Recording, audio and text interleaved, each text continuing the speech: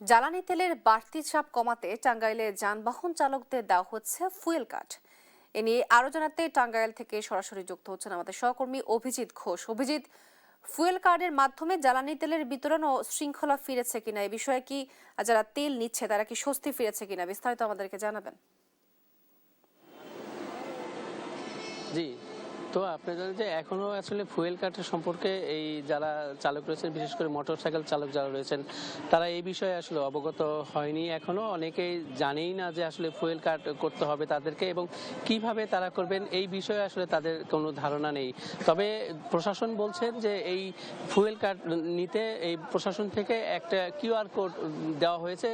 এই যারা চালক রয়েছেন সেই চালকরা তারা মোবাইলের মাধ্যমে কিউআর কোড স্ক্যান করলেই তারা এই যে অ্যাপস রয়েছে সেই অ্যাপসে প্রবেশ করে তারা রেজিস্ট্রেশন করে সহজেই এই কার্ড তারা পেয়ে যাবেন।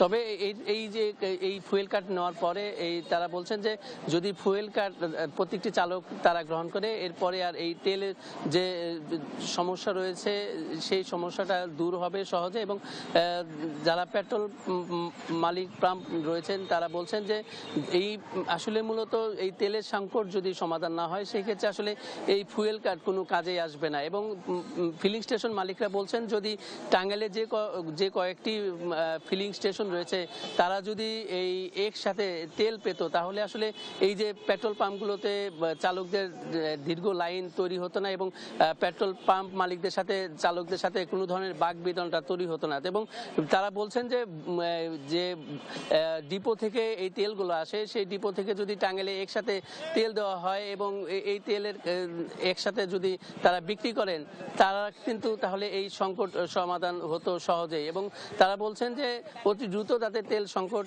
সমাধান হয়, পাশাপাশি যে অকটেন এখন পর্যন্ত আসলে টাঙ্গাইলে অকটেন পাওয়া যায় না, যদিও পেট্রোল পাওয়া যাচ্ছে সেটিও আসলে সীমিত পর্যায়ে রয়েছে।